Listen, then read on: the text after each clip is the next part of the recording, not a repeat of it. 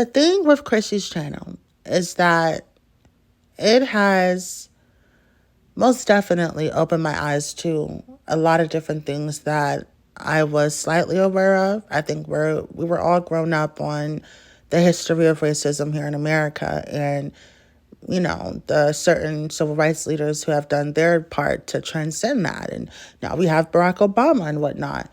But Chrissy's channel specifically allowed me to read between the lines and see a lot of unspoken truths. And I am not a dark-skinned woman. I don't even tan to dark skin.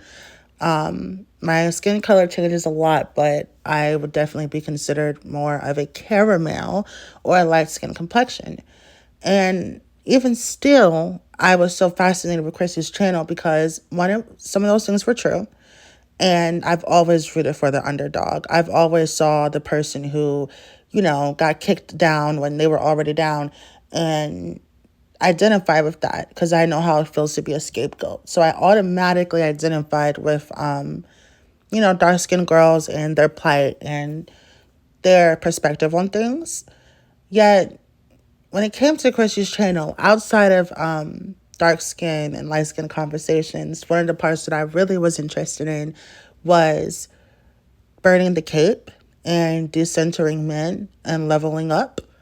But the part where it gets a little hypocritical is you can't try to abolish colorism whilst enforcing it. You can't decenter men whilst all of your talking points being centered around men. I think that colorism should be talked about, but why would someone talk about something if no one's listening? And I think there's another side to the colorism story that people have refused to hear. Now, because I am more of a caramel, some people say that I am just caramel. I'm not dark and I'm not light. So I think that me being a light-skinned exotical gives me more of a opportunity to bridge these two conversations. And by bridge these two conversations, I essentially mean that I believe I'd be able to give a more unbiased perspective since I am able to be seen as both exotic and black, depending on who you ask. And with that, I like to start by saying that I have absolutely nothing against any pro-black channels, especially Chrissy. I actually was a subscriber to Chrissy. I found her at the right time during the COVID era when the passing of George Floyd first happened. I remember her pointing out the hypocrisy in Black Lives Matter when people cared more about George Floyd than they did Breonna Taylor and Sandra Bland. And I remember thinking, well, we have to burn the cape because most of the time when people are saying Black lives, they don't actually mean Black children or Black women. And that was like a huge eye-opener for me. And since I've always been the scapegoat in my family, I automatically root for the underdog. And I have a bit of a hero complex, so the idea of someone not being treated well has always sat, a little funny with me. And I think that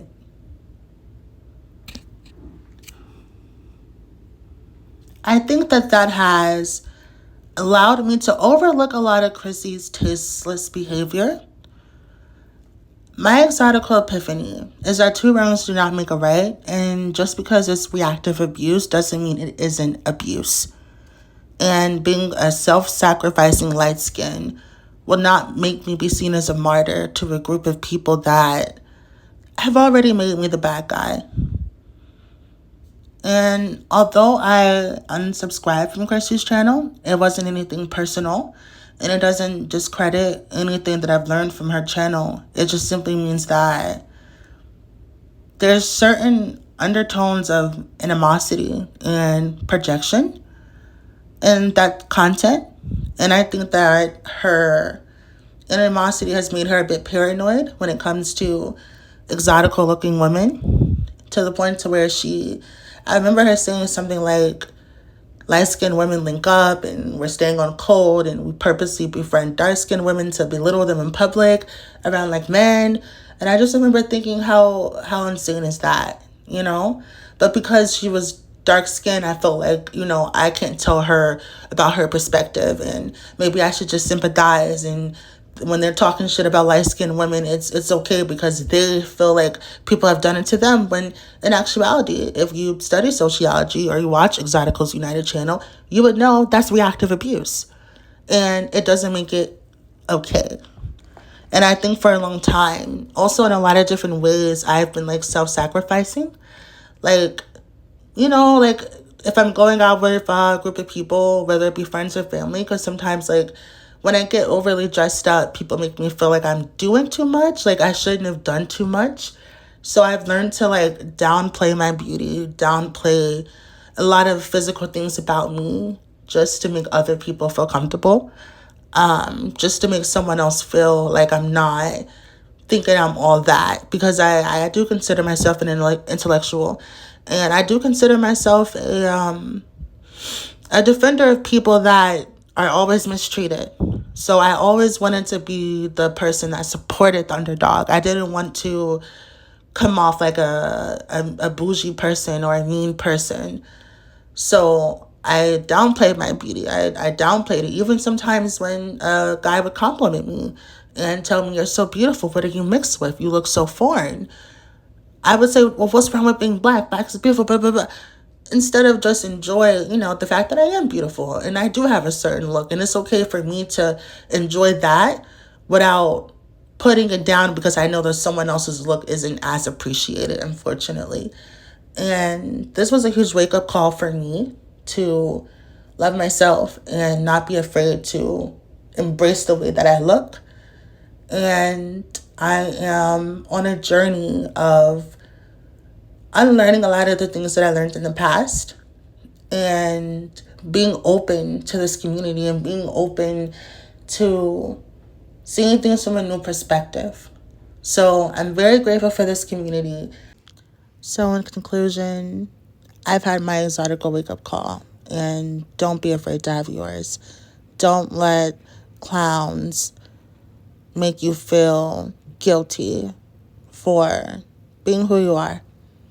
And don't let people in the Black community shame you or try to triangulate you against other people and exile you when you don't agree with things that are just unreasonable.